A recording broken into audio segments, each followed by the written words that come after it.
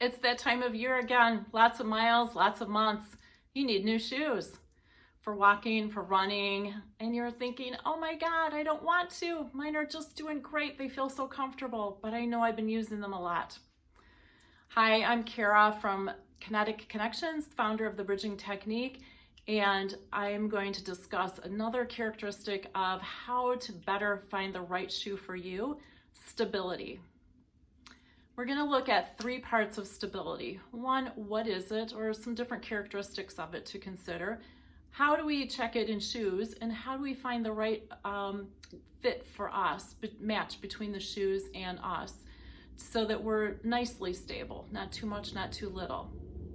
So with shoes, or with stability, we have to realize that the way our feet move are 3 different directions. We think of them as forward and back as we're striking and lifting off the ground, but we also have a little motion like this, and we also have to accommodate a little movement like this, a little rotation if you hit and you're changing directions. So each of those motions have to translate up to the hip and the core, and if our shoes are too stable, it's going to stop that motion, and our knees, our hips, perhaps even our lower back are going to be stressed a little bit, because we ought to absorb that motion and just go with it rather than having to stop it. So with shoes, one of the ways we can judge on stability is just the overall stiffness and the construction of the sole, and especially the heel. The people in the shoe stores, they're going to know how stable something is. Typically, they're going to try to sell you something very stable, but it may be too stable for you. And just to give you some examples, starting with the most stable are my hiking shoes. The heel, the whole bottom is really wide, it's distributed, but the whole middle is really stiff. I'm trying to bend it, it just doesn't go, which is really great, because when I'm hiking down declines, I want sure footing, and I want the shoe to not be bending all different ways so that I'm sliding different ways. If I'm running on trails, I do want some extra stability, so you're going to see more of a flare at the heel, but these are more bendable. So there's some give to it, so that when I strike, I can have some efficiency coming off of the ground, and I'm going to be going faster than when I'm hiking. When I'm running on the trail that's just more like a clay or paved, these are really bendable.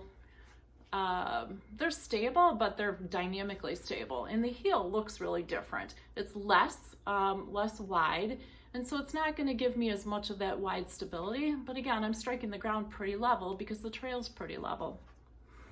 The same thing will happen with walking. You may want more of a level shoe to distribute force if you're pretty much walking on sidewalk all the time.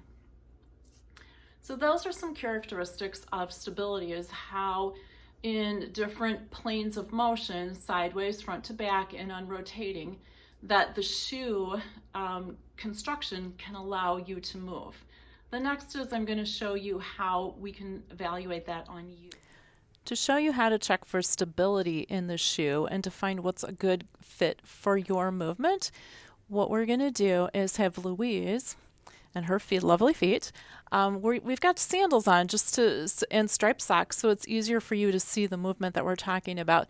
But she is going to just sway a little bit from side to side, and see how there's motion in the middle of her feet. It's really nice. And then she's going to rotate a little bit at her hips from side to side, and you see movement in the middle of her feet, which is great. And then she's going to go forward and back. And it's harder for her to control the forward and back. She has to move a lot more in her legs, so that's an efficiency that's getting lost. And what we found in our video on looking at rise of shoes is she needs about 1/2 to 3/4 of an inch, and these sandals only have about 1/4 of an inch at most. So when she's got a better rise, it's going to support her movement better. So when you're looking for the shoe that fits for you, all you have to do is put the shoes on, just move a little bit side to side, turn, rotate at the hips a little bit, and then rock forward and back, and make sure that the shoes allow you to have some movement both in your feet and in your legs and your core.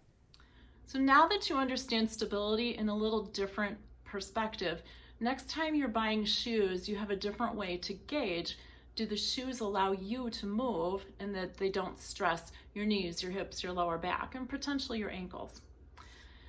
If you found this discussion helpful, please give us a like and subscribe to the channel so that you can get future videos on little tips to make movement more easy for you.